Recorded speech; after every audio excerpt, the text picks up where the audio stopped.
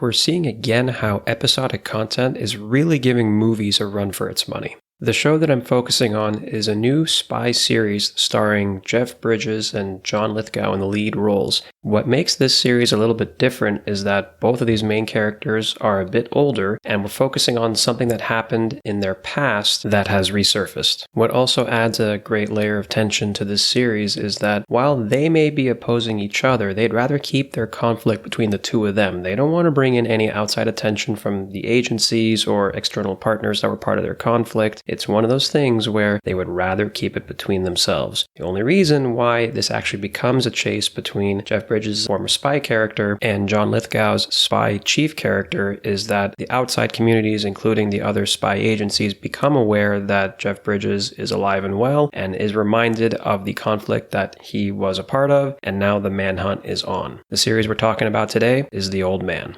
Let's talk for a minute.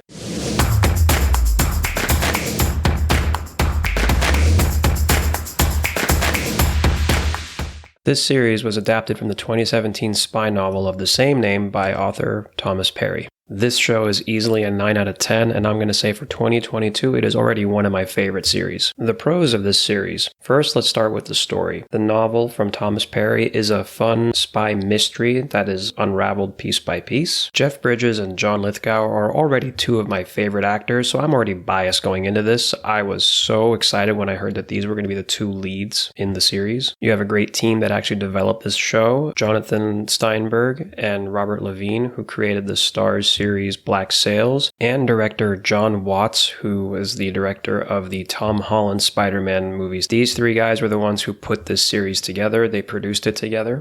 Jon Watts also does a great job directing the first two episodes of this series. I know I've been saying this a few times now, but there really is something for everyone in this series. From the entertainment factor to if you like all the technical parts of filmmaking, editing to the way it was shot, the use of sound, the music, nothing about this series so far is predictable. And that's what I really enjoy about it, and that's why I refuse to read the novel. I did not read the novel when I heard this was an adaptation. I'm intrigued, I'm invested, and I am curious. I want to see where this story goes. The action in this series is pretty great, and I don't mind telling this one part. The use of the two dogs in this series, at least up to this point, is really cool. And now with the cons of this series, first let's start with the opening of this series is kind of slow. It will test your patience a little bit. Also, it's kind of weird.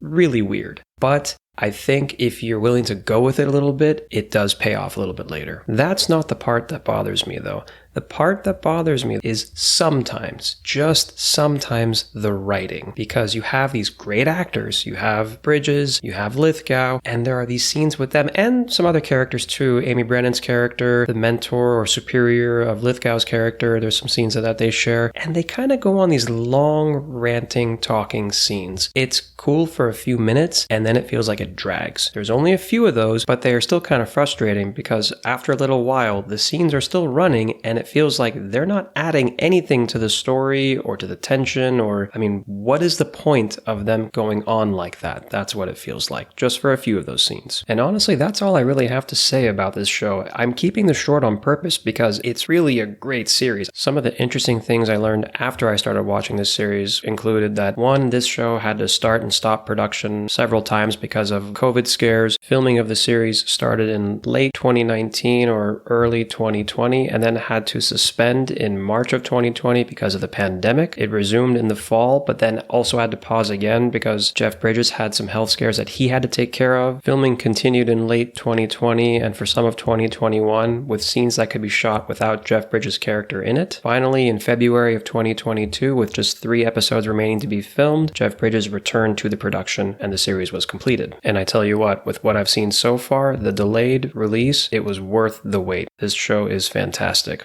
Again, the series, The Old Man, can be streamed in the United States on Hulu. The score for this one is a 9 out of 10. I really hope you check this one out. I think it will surprise you. Thanks for listening.